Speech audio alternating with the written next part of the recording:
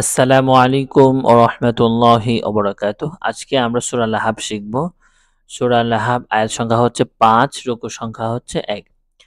আউযু বিল্লাহি মিনাশ শাইতানির রাজীম।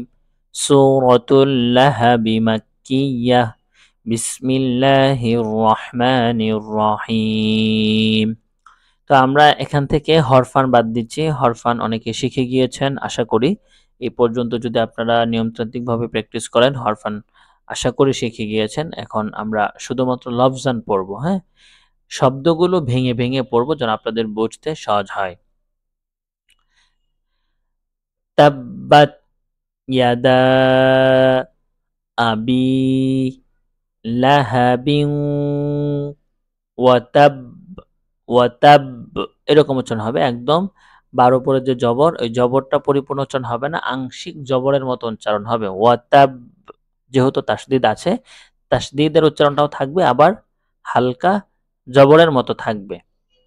আচ্ছা, তারপর মা আগনা আনহু মালুহু ওয়ামা কাসাব, কাসাব বা অক্ফ হওয়ার কারণে সাকিন হয়েছে। তারপর সায়াসলা নারং যাতা লাহাবিন ওয়ামরাআতুহ। এই যে লাহাবিন, এটা এখানে মিলিয়ে পড়বো আমরা, হ্যাঁ? অথবা মিলিয়ে ছাড়াও পড়তে পারি, তবে মিলিয়ে পড়াটা উত্তম। লাহাবিন, বিউ পড়লে এখানে গুণা হবে। লাহাবিন ওয়ামরাআতুহ। তারপর হাম্মালাতাল হাতব, হাম্মালাতাল হাতব ফি জিদিহা হাবলুম মিম মাসাদ। এই হচ্ছে সূরা লাহাব। আমরা এখানে লফজান পড়েছি, এখন পূর্ণ সূরা একসাথে পড়ব। তাব্বাত ইয়াদা আবি লাহাবিন ওয়া তাব মা আগনা আনহু মালুহু ওয়া মা কাসাব। আগনা, আমি এখানে একটু দম ছেড়েছি, দম না ছেড়ে একসাথে পড়ি।